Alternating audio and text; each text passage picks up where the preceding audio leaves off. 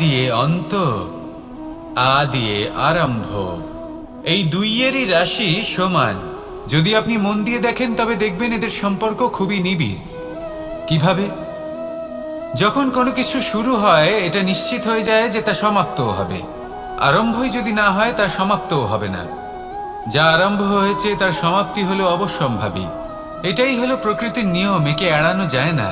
এবার এই কথা আমরা সকলে জানি। এবার মানুষ কি ভাবে যে সমাপ্তির পরে কি হতে পারে, এর উত্তর তাদের কাছে নেই। তাদের উচিত অন্য কোনো বিষয় ভাবা যা বেশি গুরুত্বপূর্ণ। এবার মানুষ এটা জানে না যে মৃত্যুর পরে কি হতে পারে, কিন্তু এই কথা অবশ্যই জানে যে জন্ম থেকে মৃত্যু পর্যন্ত এই সময়, যাকে আমরা জীবন বলে থাকি, এই সময় আমরা কর্ম করতে পারি। এই কথা তো আমরা জানি। তাহলে এমন কি কর্ম করা যেতে পারে যা আমাদের সমাপ্তির পরও আমাদের প্রাসঙ্গিক করে রাখতে পারে, এই বিষয়ে ভাবা উচিত। যে জন্মগ্রহণ করেছে তার মৃত্যু হবেই, এটা সাধারণ বিষয়। কিন্তু ইতিহাস আজও সেই সকল মানুষজনকে স্মরণ করেন যাদের এই সংসার তাদের মৃত্যু নয়, বরং তাদের জীবনকালে যে কর্ম তারা করেছেন তার দ্বারা মনে রাখেন। সেই কর্মের কারণে এই সংসারে তাদের নাম, তাদের কর্ম, তাদের ব্যক্তিত্ব, তাদের কীর্তি অমর হয়ে থাকে এবং থাকবে। আপনার কাছে এতটা সময় নেই যতটা আপনার মনে হচ্ছে আপনার কাছে আছে। সেই জন্য যত শীঘ্র সম্ভব শ্রেষ্ঠ কর্ম করুন, যতটা পারবেন ততটা অধিক সুকর্ম করুন। এই সংসারে নিজেকে অমর করে তুলুন আপনার মৃত্যুর পরেও। আর আমার সাথে ভালোবেসে বলুন, রাধা রাধা। দীপাবলি আমাদের সবথেকে বড় উৎসব। শ্রীরাম রাবণকে পরাস্ত করে 14 বছরের বনবাস কাটিয়ে আবার অযোধ্যায় ফিরে এলেন অমাবস্যার রাত্রে। অযোধ্যায় সবাই খুব প্রসন্ন ছিলেন, খুবই উৎসাহিত ছিলেন। অযোধ্যায় সহস্র প্রদীপ প্রজ্বলিত করা হয়েছিল এই উৎসবে। একে আমরা দীপাবলি বলে থাকি। এবার এই বিষয়ে আমরা সকলে জানি। আপনি কি এটা জানেন যে শ্রীরাম বাস্তবে অমাবস্যার এক রাত আগেই অযোধ্যায় পৌঁছে গেছিলেন? সবার সামনে অমাবস্যার রাতে এসেছিলেন। এর কারণ কি? শ্রীরাম প্রমাণ করতে চেয়েছিলেন যে যে কোনো সময়, দিন হোক বা রাত, শুভ বা অশুভ হয় না। শুভ অশুভ কিছু থাকলে তা হলো মানুষের চিন্তা, তার ভাবনা, তার নির্বাচন আর তার কর্ম। নিজেই দেখে নিন। শ্রীরাম শুভ কাজ করে ফিরেছিলেন এবং অমাবস্যার মতো গভীর এক রাত্রিকেও দীপাবলিতে পরিবর্তিত করেছিলেন। এমনটাই যদি আমরা করতে পারি, তাহলে এমন কোনো গৃহে যান যেখানে অসহায় ব্যক্তি রয়েছেন, যা অন্ধকারাচ্ছন্ন, আর সেখানে প্রকাশ প্রজ্বলিত করুন। প্রকাশ সহায়তার, প্রেরণার, আশার। যদি এমন কিছু আমরা করতে পারি তাহলে তাকে প্রকৃত অর্থে দীপাবলি বলা যেতে পারে। তাহলে নিজের পরিবারের সাথে দীপাবলি পালন করুন। আপনাদের শুভেচ্ছা জানাই। আসুন আর আমার সাথে ভালোবেসে বলুন, রাধা রাধা। এবার এরকম কেন হয়? এরকম তখনই হয় যখন পিতা বুঝতেই পারেন না যে তার জীবনের আসল ধন কি। সেই আসল ধন তার সন্তানকে সে দিতেই পারে না। যদি পিতা তার সন্তানকে কর্মের জ্ঞান দিতে পারেন, উচিত কোনটা অনুচিত কোনটা সেই শিক্ষা দিতে পারেন, সংস্কারের প্রকৃত শিক্ষা দিতে পারেন, তবে সেটা ধনের থেকে অনেক বেশি গুরুত্বপূর্ণ। এটাই হলো জীবনের বাস্তব ধন।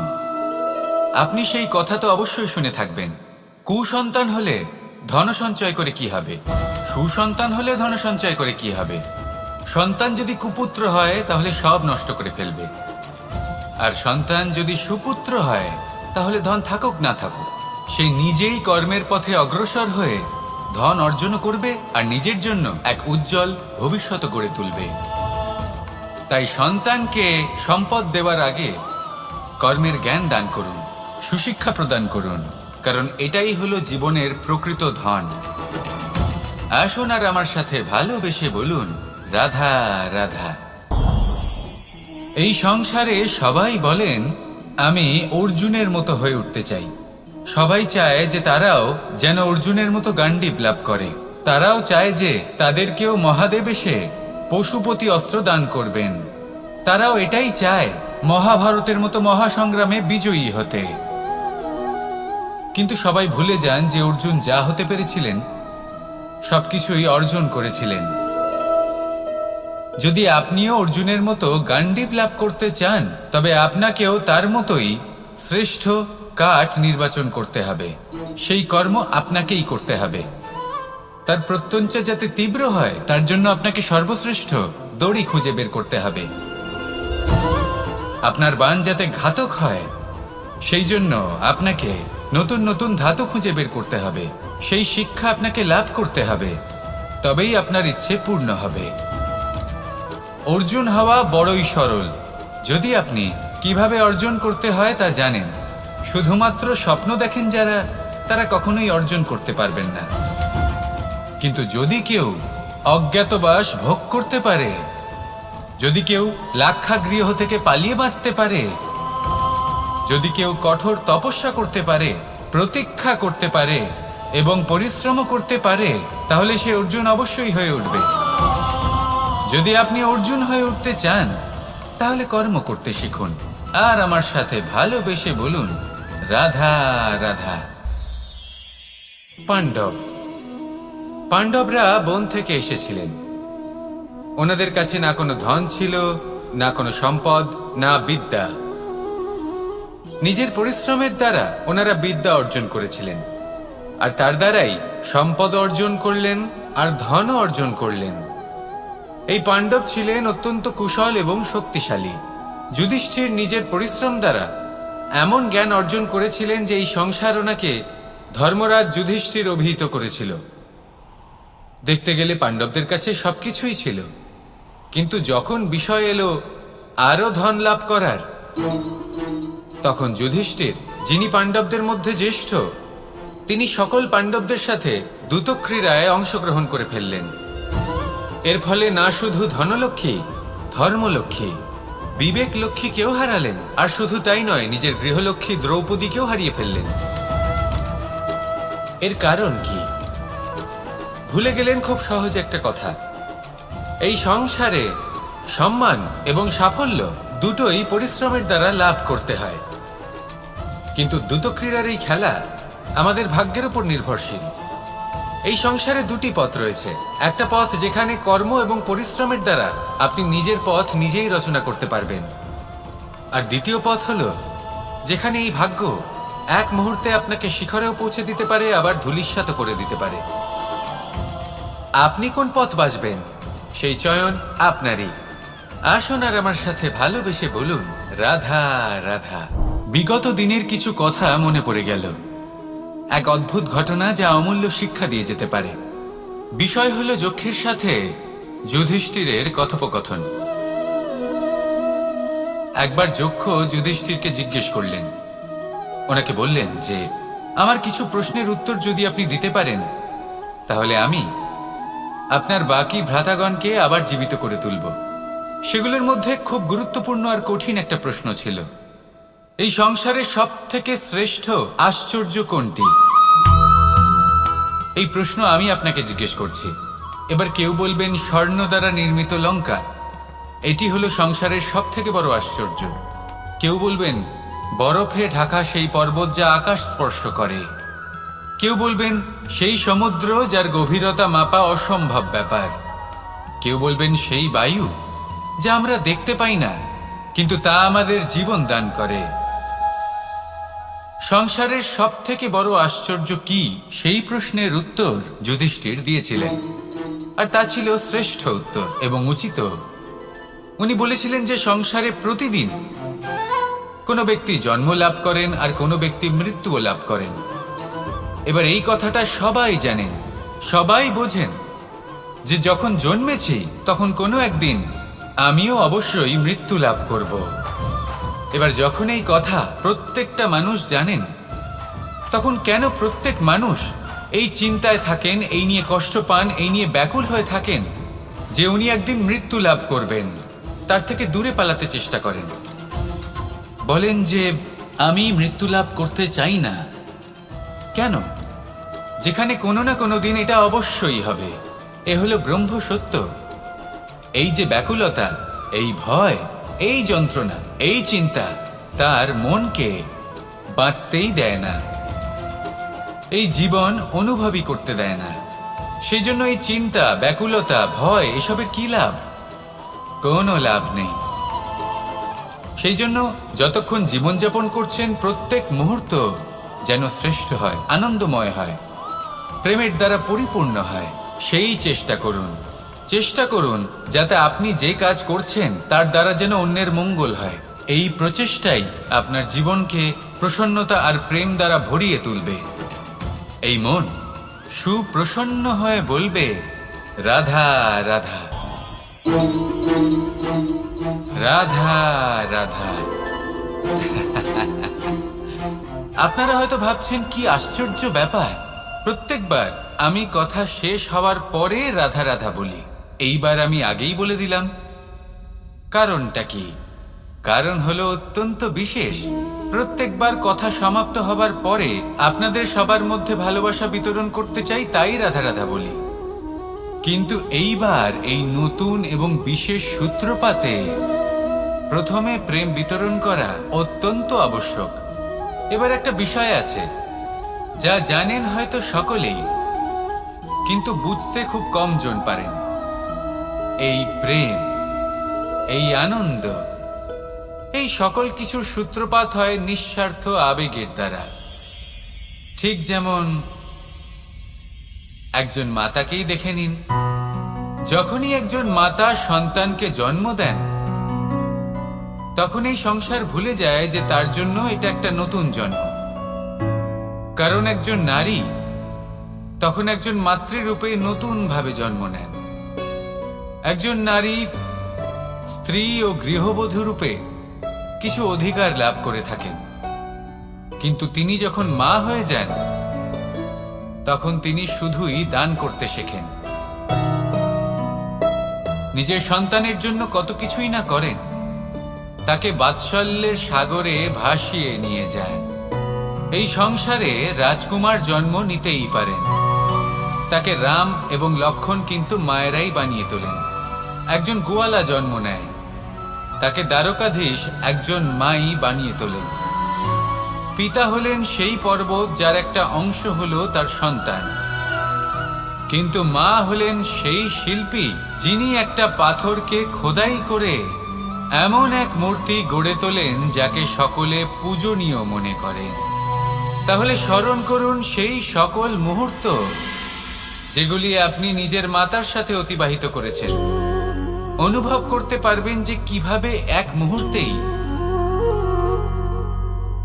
এই মন প্রফুল্ল হয়ে ওঠে। এবারের কারণ কি? এর কারণ হলো এই জীবনের আসল দ্বারই হলো মমতা।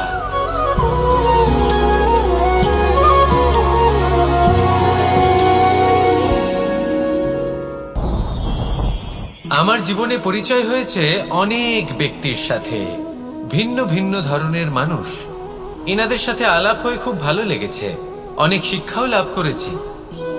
আমি তাদের সাথেও আলাপ করেছি যারা অনেক উচ্চ স্তরে পৌঁছে গেছেন, আবার তাদের সাথেও যারা নিজেদের জীবনে বিশেষ কিছু করতে পারেননি। তাদের সাথেও পরিচয় হয়েছে যারা সফল, আবার তাদের সাথেও যারা অসফল। এবার এই সবই একই রকম মনে হয়। এদের মধ্যে পার্থক্য শুধুই মানসিকতার। যখনই কোনো অসফল ব্যক্তির সাথে পরিচয় হয়েছে তখনই দেখেছি তাদের কাছে সবসময় একটা অজুহাত রয়েছে যে কেন তারা সফল হতে পারেননি। কখনো তারা দোষ দিয়ে থাকেন তাদের ভাগ্যকে, তাদের পরিস্থিতিকে, দোষারোপ করতে থাকেন তাদের মাতা পিতাকে, আত্মীয়দের, বন্ধু বান্ধবদের। কোনো না কোনো অজুহাত সবসময় এদের কাছে থাকে যে কেন তারা সফল হতে পারেননি। সেখানেই যখন সফল ব্যক্তির সাথে পরিচয় হয় তাদের কাছে সবসময় একটা কারণ থাকে যে কিভাবে এই সমস্যাগুলির ঊর্ধ্বে উঠে সাফল্য লাভ করা যায়। আর সেই কারণ হলো যে যাই হয়ে যাক না কেন সাফল্য লাভ করতেই হবে। যতই সংঘর্ষ করতে হোক না কেন, যতই সমস্যা আসুক না কেন, সফল আমাদের হতেই হবে। এটাই পার্থক্য মানসিকতার। সত্যি কথা বলতে আপনার আজকের এই মানসিকতা হলো আপনার আগামী ভবিষ্যতের ইমারতের ভিত। এই মানসিকতা যতটা প্রবল হবে, যতটা শুভ হবে, আপনার ভবিষ্যৎ ততটাই বিশাল এবং সুন্দর হবে। তাহলে সমস্যার উপর নয়, সাফল্যের উপর মনোযোগ কেন্দ্রীভূত করুন, জীবনে এগোতে থাকুন, আর আমার সাথে ভালোবেসে বলুন, রাধা রাধা। মানুষের জীবনে দুই ধরনের আবেগ থাকে যা চিরকাল তার সাথে বসবাস করে। প্রথম, স্বপ্ন। দ্বিতীয়, অজুহাত। মানুষ হাজার হাজার স্বপ্ন দেখতে পারে। আমাকে এই কাজ করতে হবে, আমাকে ওখানে ঘুরতে যেতে হবে, আমায় জীবনে এই অসম্ভব কাজ বাস্তবায়িত করে দেখাতে হবে, আদি ইত্যাদি। এবার ঠিক যেমন স্বপ্ন দেখেন সেইভাবে অজুহাতও খুঁজে নিয়ে আসেন। আমি এই স্বপ্ন পূরণ করতে পারলাম না, কারণ আমাকে কেউ সাহায্যই করল না, কারণ আমি দুর্বল হয়ে পড়েছিলাম, কারণ আমার কাছে সময়ই ছিল না, আদি ইত্যাদি। এবার সাফল্য এবং অসফলতার মাঝখানে এই ধরনের সংঘর্ষ হতে থাকে। সাফল্য তখন লাভ করা সম্ভব যখন আপনার স্বপ্ন আপনার অজুহাতের থেকে অনেক বড় হয়, আর অসফলতা তখন পাবেন যখন আপনার অজুহাত আপনার স্বপ্নের থেকে অনেক বড় হয়। আপনি যদি সাফল্য লাভ করতে চান তাহলে চেষ্টা করতে থাকুন, পরিশ্রম করুন। যদি অসফল হন তাহলে ভয়ভীত হওয়ার কোনো প্রয়োজন নেই। নিজের ভুল বুঝুন, তাকে শুধরে নিন, আবার চেষ্টা করুন। কিন্তু যদি নিজের জীবনে অজুহাত নিয়ে আসেন তখন স্বপ্ন কখনো পূরণ হবে না। আসুন আমার সাথে ভালোবেসে বলুন, রাধা রাধা। এমন কিছু রয়েছে মানুষের মনে, তাদের জীবনে এমন এক আবেগ যা সর্বজন বিদিত, যা সবাই জানেন যে উপস্থিত আছে। সেটাকে আমরা সমস্যা বলে থাকি। এমনিতে আমরা সকলেই জানি যে এমন কোনো গৃহ নেই যেখানে মৃত্যুর ছায়া পড়েনি, এমন কোনো বৃক্ষ নেই যার দ্বারা ওষুধ তৈরি সম্ভব নয়, এমন কোনো অন্ন নেই যা সময়ের সাথে বিষ বা অমৃতে পরিণত হতে পারে। এবার এই সমস্যাগুলি কোনো ব্যক্তির জন্য সমস্যা হতে পারে, কিন্তু নিজে থেকে এরা কোনো সমস্যাই নয়। এরা আসে আমাদের সাহায্য করতে, আমাদের কিছু শেখাতে। আপনি নিজেই দেখুন, পর্বতের শিখর থেকে কোনো এক পাখি পড়ে গিয়ে নিজের প্রাণ ত্যাগ করলো। সেটা কখন সম্ভব? যখন সেই পাখি ওড়ার চেষ্টাই করে না। তখন যখন কোনো ব্যক্তি জলে পড়ে যান এবং ডুবে গিয়ে নিজের প্রাণ হারান, এর সম্ভাবনা কখন বেশি থাকে? যখন সেই ব্যক্তি সাঁতার কাটার চেষ্টাই করেন না। তখন এই সমস্যা প্রত্যেকের জীবনে থাকবেই, কিন্তু এটা মনে রাখা প্রয়োজনীয় যে কোনো সমস্যা পরিস্থিতির কারণে সমস্যা হয়ে ওঠে না। এই পরিস্থিতি যখন আমাদের সামনে আসে আমাদের তা কঠিন মনে হয়, আমরা নতমস্তক হয়ে পড়ি, ভয়ভীত হয়ে পড়ি, তার সম্মুখীন হতে পারি না। তখন তা সমস্যার রূপ নেয়। দৃঢ় হয়ে দাঁড়িয়ে থাকুন সাহসের সাথে, এই পরিস্থিতিগুলির সম্মুখীন হন, দেখবেন সমস্যা কখন সাফল্যে পরিণত হবে আপনি জানতেই পারবেন না। আসুন আমার সাথে ভালোবেসে বলুন, রাধা রাধা। সময় যা সবকিছুকে সমান করে দিতে পারে, যা সব থেকে বেশি শক্তিশালী, সব থেকে বড় সম্পত্তি, সব থেকে বড় শিক্ষক এবং সব থেকে বড় সুযোগ। এই সময় যখন ভালো যায় তখন তা আপনাকে আমিত্বে মত্ত করে তোলে, অহংকারে নিমজ্জিত করে দেয়। আর যখন খারাপ হয় তখন দুঃখের সাগরে নিজের প্রতি ঘৃণাবোধে নিমজ্জিত করে। তাই এই সময় যা এত শক্তিশালী এক সম্পত্তি, এত মহান একটি ধন, তাকে এমনি এমনি নষ্ট হতে দেবেন না। এই সময়ের সাথে কি করবেন, কিভাবে করবেন তা ভাবতে গিয়ে এবং করতে গিয়ে সময় নষ্ট করবেন না। যদি আপনি এই সময় নষ্ট করেন তাহলে সময়ও নিশ্চিত করবে যে আপনার সাথে কি করা উচিত। তাই সময়ের সদ্ব্যবহার করুন আর আমার সাথে ভালোবেসে বলুন, রাধা রাধা। আমরা সকলে শক্তি অনুভব করতে চাই। এবার যদি আপনাকে জিজ্ঞেস করা হয় যে সবথেকে বেশি শক্তির অনুভব কোথা থেকে করা সম্ভব, তখন কেউ কেউ বলবেন পুষ্টিকর আহার গ্রহণ করলে, ব্যায়াম করলে, কেউ বলবেন ধন লাভ করলে, বন্ধুদের থেকে, পরিবারের থেকে, আদি ইত্যাদি।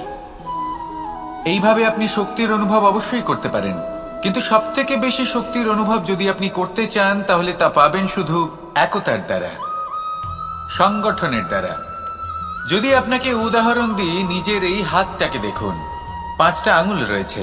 কোনো একটা বস্তুকে নিজের একটা আঙুল দ্বারা তুলে ধরার চেষ্টা করে দেখুন, বড়ই কষ্ট হবে।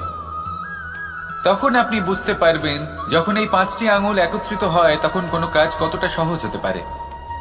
এটাই হলো শক্তি, একতার। সব থেকে ভালো উদাহরণ যদি আপনাকে দিই তাহলে বাঁশি। এই বাঁশি থেকে অত্যন্ত মধুর সুর নির্গত হয় যা সবার মন প্রসন্ন করে দেয়। এই কথা সত্যি, কিন্তু এই বাঁশি আমি একটা বা দুটো আঙুল দিয়ে বাজাতে পারবো না। আমাকে প্রত্যেকটা আঙুল ব্যবহার করতেই হবে, তবেই এর থেকে মধুর সুর নির্গত হবে যা সকলকে প্রসন্ন করবে, ঠিক কিনা? ঠিক এইভাবেই যদি আপনি চান যে আপনার জীবনরূপী বাঁশি থেকেও মধুর সুর নির্গত হোক বা সবার মনকে প্রসন্ন করে তুলুক, তাহলে আপনাকেও জীবনে একতা নিয়ে আসতেই হবে। আপনি একাও কর্ম করতে পারেন, পথ চলতেও পারেন, সামনেও এগোতে পারেন, সাফল্যও লাভ করতে পারেন। কিন্তু যখন সকলে একসাথে এগোবেন, সেই পথে চলবেন, সেই কর্মই করবেন, তখন লক্ষ্যে অবশ্যই পৌঁছবেন, সাফল্য অবশ্যই লাভ করবেন। কিন্তু সেই সাফল্য এবং তার আনন্দর সংমিশ্রণটাই একটু অন্যরকম হবে। তাই জীবনে ঐক্যবদ্ধ হন, একসাথে মিলে এগোতে থাকুন, আর আমার সাথে ভালোবেসে বলুন, রাধা রাধা। জীবনে 2 ধরনের আবেগ রয়েছে যার কোনো মূল্য নেই। আমার কথার অর্থ এটা নয় যে এদের কোনো গুরুত্ব নেই, গুরুত্ব যথেষ্টই রয়েছে, শুধু এদের জন্য আপনাকে কোনো মূল্য দিতে হয় না। প্রথম আবেগ হলো আনন্দ, প্রসন্নতা।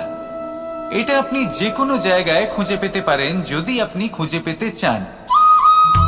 আপনি কোনো পুষ্পের সৌন্দর্য দেখে প্রসন্ন হতে পারেন, বায়ুর কারণে যখন একটি বৃক্ষ শিহরিত হয় সেটা দেখে আপনি প্রসন্ন হতে পারেন, একটা ছোট্ট শিশুর কলরব শুনেও আপনি প্রসন্ন হতে পারেন, একটা ক্রন্দনরত বালককে হাসিয়ে আপনি প্রসন্ন হতে পারেন। সবকিছু আপনার উপর নির্ভরশীল। সেখানে আরেকটি আবেগ হলো দুশ্চিন্তা। মানুষ বড়ই দুশ্চিন্তা করতে থাকে। আজ আমি এই কাজ করেছি, সেই বিষয়ে চিন্তা। আজ আমি এই কাজ করতে পারিনি, সেই বিষয়ে চিন্তা। কাল আমাকে এই কাজ করতে হবে, সেই নিয়ে চিন্তা। আমি কি সেই কাজটা করতে পারবো, সেই বিষয়ে দুশ্চিন্তা। চিন্তা সর্বত্র রয়েছে, যার জন্য মূল্য দিতে হয় না। যত চান আপনি একত্রিত করতে পারেন। একটা গুরুত্বপূর্ণ কথা মনে রাখবেন, প্রসন্নতা জীবনের একটা নতুন সূত্রপাত। সেখানে দুশ্চিন্তা হলো জীবনের চিতার সমান। এবার এই দুটি আবেগ হলো মূল্যহীন, দুটোই আপনার সামনে আছে। কোনটা চয়ন করবেন আপনি, দুশ্চিন্তা নাকি প্রসন্নতা? সিদ্ধান্ত আপনারই। আসুন আর আমার সাথে ভালোবেসে বলুন, রাধা রাধা। ধন, সম্পত্তি, এগুলো আসলে কি? এগুলো শুধু সেই মূল্য যার দ্বারা আমরা কোনো কিছু অর্জন করতে পারি। এবার এই ধনের দ্বারা এই সংসারে অনেক কিছু লাভ করা সম্ভব, কিন্তু সেই সব কিছুই শুধুমাত্র ভৌতিক বস্তুই হবে, ভৌতিক সামগ্রী, ভৌতিক সুবিধা। অর্থাৎ আপনার কাছে যতই ধন থাকুক, তা আপনাকে শান্তির ঘুম এনে দিতে পারবে না, আপনাকে জীবনের বাস্তব সুখের অনুভূতি লাভ করাতে পারবে না, কারণ এগুলো ভৌতিক ধন। এই ভৌতিক বস্তুই অর্জন করাতে সক্ষম। বাস্তবিক ধন কি? যদি এই প্রশ্ন আপনার মনে আসে তাহলে তার উত্তর আমি আপনাকে দেব একটা উদাহরণের মাধ্যমে। কখনো আপনি শুনে থাকবেন যে একজন পিতা আজীবন অনিষ্ট করেন, অনর্থ করেন, খারাপ কাজ করেন শুধু ধন অর্জনের জন্য। তিনি ভাবেন যে আমি ধন অর্জন করব আর নিজের সন্তানকে একটা উজ্জ্বল ভবিষ্যৎ প্রদান করব, একটা সুখ স্বাচ্ছন্দ্যময় জীবন দান করব। এবার সন্তান যখন জন্ম লাভ করে তখন সে ভাগ্যের জোরে সেই ধন ভোগ করে। যেরকম সে পায় সেরকমই তার ব্যবহার সে করে। কখনো আপনি এটাও দেখে থাকবেন যে সেই সন্তান সমস্ত ধন নষ্ট করে ফেলে, আর সেই পিতা যিনি সমস্ত ধন সঞ্চয় করেছেন, যিনি সেই ধনের প্রভু, আজ সেই ধনের প্রহরী হয়ে রয়েছেন। এবার এরকম কেন হয়? এরকম তখনই হয় যখন সেই পিতা বুঝতেই পারেন না যে তার জীবনের আসল ধন কি। সেই আসল ধন তার সন্তানকে সে দিতেই পারে না। যদি পিতা তার সন্তানকে কর্মের জ্ঞান দিতে পারেন, উচিত কোনটা অনুচিত কোনটা সেই শিক্ষা দিতে পারেন, সংস্কারের প্রকৃত শিক্ষা দিতে পারেন, তবে সেটা ধনের থেকে অনেক বেশি গুরুত্বপূর্ণ। এটাই হলো জীবনের বাস্তব ধন। আপনি সেই কথা তো অবশ্যই শুনে থাকবেন, কুসন্তান হলে ধন সঞ্চয় করে কি হবে, সুসন্তান হলে ধন সঞ্চয় করে কি হবে। সন্তান যদি কুপুত্র হয় তাহলে সব নষ্ট করে ফেলবে, আর সন্তান যদি সুপুত্র হয় তাহলে ধন থাকুক না থাকুক সে নিজেই কর্মের পথে অগ্রসর হয়ে ধন অর্জন করবে আর নিজের জন্য এক উজ্জ্বল ভবিষ্যৎ গড়ে তুলবে। তাই সন্তানকে সম্পদ দেওয়ার আগে কর্মের জ্ঞান দান করুন, সুশিক্ষা দিন, কারণ এটাই হলো জীবনের প্রকৃত ধন। আসুন আর আমার সাথে ভালোবেসে বলুন, রাধা রাধা। আপনি কখনো কোনো বাজকে নিজের বাসা বানাতে দেখেছেন? এই বাজ যখনই কোনো বাসা বানায় তখন উঁচু গাছের ডালে বা কোনো পর্বতের শিখরে বাসা বানায়, অনেক উচ্চতায়, আর সেখানে তার সন্তানও জন্মগ্রহণ করে। যখন এই সন্তানেরা জন্মায় তখন এই বাজ খুবই ভালোবেসে এবং খুব সাবধানে এদের পালন পোষণ করে, নিজের ঠোঁট দিয়ে তাদের ঠোঁটে খাবার পরিবেশন করে। কিন্তু যেই সেই সন্তানেরা হৃষ্টপুষ্ট হয়ে যায় এবং সেই কথা বাজ নিজে বুঝতে পেরে যায়, সেই বাজ নিজেই সেই বাসা ছিন্ন ভিন্ন করে দেয়। সেই সন্তান যাদের সবেমাত্র ডানা গজিয়েছে, কিভাবে উঠতে হয় তারা জানে না, সেই সন্তানগুলিকে উচ্চতা থেকে ঠেলে দেয়। সেই সন্তান প্রথমে ভয়ভীত হয়ে যায়, তারা সামনে মৃত্যুকে দেখতে পেয়ে ভয়ের কারণে তাদের ডানা ঝাপটাতে থাকে, আর সেই প্রক্রিয়াতেই সেই সন্তানগুলি উড়তে শুরু করে দেয়। এবার এই ঘটনায় আমরা কি শিক্ষা পেতে পারি? এটাই, যদি আপনি মাতা পিতা হন তাহলে নিজের সন্তানকে অবশ্যই স্নেহ করুন, কিন্তু তাদেরকে নিজের আঁচলের তলায় বেঁধে রাখবেন না। যদি আপনি চান আপনার সন্তান জীবনে উন্নতি করুক, তাহলে নিজের মুঠো থেকে তাদের স্বতন্ত্র করে দিন, এই সংসারে সংঘর্ষ করতে দিন। সেই সন্তান নিজেই বুঝতে পারবে যে জন্মের সময় পাওয়া ডানা কি করে ব্যবহার করতে হয়, আর আপনার চোখের সামনে আপনার সন্তান এই আকাশে উড়তে থাকবে। তাহলে আসুন আমার সাথে ভালোবেসে বলুন, রাধা রাধা। কখনো কোনো চাতককে দেখেছেন? একটা চাতক বর্ষার জন্য অপেক্ষা করে, সেই বর্ষার জলে নিজের তৃষ্ণা নিবারণ করে, নয়তো সারা বছর তৃষ্ণার্ত থেকে যায়। ও আকাশের দিকে তাকিয়ে থাকে আর অপেক্ষা করে যে কবে বর্ষা হবে আর কবে আমি আমার তৃষ্ণা নিবারণ করব। সেখানে অন্যদিকে একটি কাক বা একটা পায়রা, এরা কি করে? যেখানে জল পায় পান করে নেয়, যেখানে খাবার পায় খেয়ে নেয়, আত্মীয় স্বজন বন্ধু বান্ধব যাকেই পায় তার সাথে সময় কাটায়, খাবার খায় আর চলে যায়। এবার এদের মধ্যে মিল কোথায় আর পার্থক্য কোথায়? দুজনের কাছেই ডানা রয়েছে, দুজনেই উড়তে পারে। এই আকাশ হলো ওদের, খাবারের দানা ওদের। পার্থক্য হলো তাদের অভিলাষার, পার্থক্য হলো তাদের আকাঙ্ক্ষার, পার্থক্য জীবন যাপনের ধরনের। এবার যত বেশি আকাঙ্ক্ষা থাকবে, যত দামি জীবন যাপন করার ইচ্ছে থাকবে, তত বেশি কষ্ট আপনাকে সহ্য করতে হবে। আবার অন্যদিকে জীবন যত সরল হবে, জীবন যাপন যত সরল হবে, সমস্যা ততটাই কম হবে। তাই সবসময় চেষ্টা করবেন আপনার মানসিকতা এবং আপনার জীবন যেন সরল হয়। ভালোবাসতে থাকুন, যদি কেউ আপনাকে ভালোবাসে তাকেও আপনি ভালোবাসা ফিরিয়ে দিন। তাদের সাথে কথা বলুন, কিছু তাদের কথা শুনুন, কিছু নিজের কথা বলুন, দেখবেন সকল তাপ উত্তাপ দূর হয়ে গেছে। এটাই তো হলো জীবনের সারমর্ম। তাই প্রেমে থাকুন, ভালোবাসুন, আর ভালোবেসে আমার সাথে বলুন, রাধা রাধা। একবার একজন সাধক ওনার শিষ্যদের একটা কাজ দিলেন, একটা দুর্লভ জড়িবুটি নিয়ে আসতে বললেন। এতটাও কঠিন কাজ সেটা ছিল না, কারণ সকল শিষ্য জানতেন যে এই দুর্লভ জড়িবুটি কোথায় পাওয়া যায়। পর্বতের শিখরে। কঠিন কাজ কোনটা? সেখানে পৌঁছনোর সেই পথ, যা ছিল কাঁটায় জর্জরিত, পাথরে পরিপূর্ণ, যেখানে পিছলে পড়ার আশঙ্কা রয়েছে এবং গভীর ক্ষত পেতে পারে সবাই।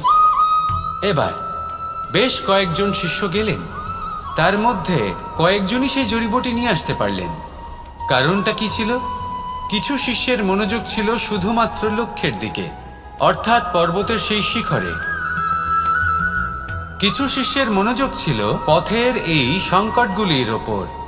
কিছুজন নিজের সমস্ত মনোযোগ, সমস্ত শক্তি কেন্দ্রীভূত করলেন শুধুমাত্র লক্ষ্যের দিকে।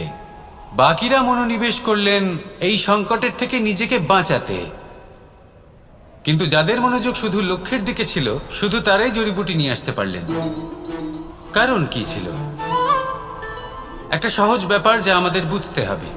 আমরা যদি লক্ষ্যে পৌঁছতে চাই, তাহলে বিপদের সম্মুখীন তো আমাদের হতেই হবে, আর কোনো বিকল্প নেই। যন্ত্রণাও হবে, পায়ে কাঁটাও হয়তো ফুটতে পারে, হয়তো পড়েও যেতে পারেন, হয়তো রক্তপাতও হতে পারে। কিন্তু তার সাথেই সাফল্য অর্জনের যে আনন্দ, সেটাও পাওয়া যায়। সেই জন্য নিজের মনোযোগ সবসময় লক্ষ্যের দিকে রাখুন, পথের সেই বিপদগুলির দিকে নয়। সত্যি কথা বলতে, এই বিপদ এটা কিছুক্ষণের, আজ আছে কাল নাও থাকতে পারে। কিন্তু যদি লক্ষ্যকে প্রাপ্ত করতে পারেন, তাহলে তার আনন্দ আপনার সাথে সারা জীবন রয়ে যাবে। তাহলে লক্ষ্য প্রাপ্ত করুন আর আমার সাথে ভালোবেসে বলুন, রাধা রাধা। আমরা কখন উচিত কাজ করি, কখন অনুচিত কাজ করি, কখন পুণ্য করি আর কখন পাপ করি, কখন ন্যায়ের পথে চলি আবার কখন অন্যায়ের পথে চলি, তা দুজন ব্যক্তি বুঝতে পারেন, পরমাত্মা আর অন্তরাত্মা। এবার প্রত্যেক মুহূর্তে কি হয় পরমাত্মা সবই জানেন, তার কাছে কিছুই গোপন নয়। কিন্তু প্রত্যেক মুহূর্তে আপনার কি করা উচিত, সেটা উনি এসে আপনাকে বলতে পারবেন না। সেই জন্য আমাদের ভেতরে অন্তরাত্মা আছে, আমাদেরই চেতনার একটি অংশ। একবার চোখ বুঝে দেখুন, অন্তরাত্মার মধ্যে নিমজ্জিত হয়ে ভাবুন আর বোঝার চেষ্টা করুন। এই অন্তরাত্মা সবসময় আপনাকে শুভ কাজ করার জন্য প্রেরিত করেন আর অশুভ কাজ করা থেকে বিরত করেন। এই অন্তরাত্মার কথা মানতে থাকুন, পরমাত্মা সবসময় আপনার কাছেই পাবেন। আসুন আর আমার সাথে ভালোবেসে বলুন, রাধা রাধা।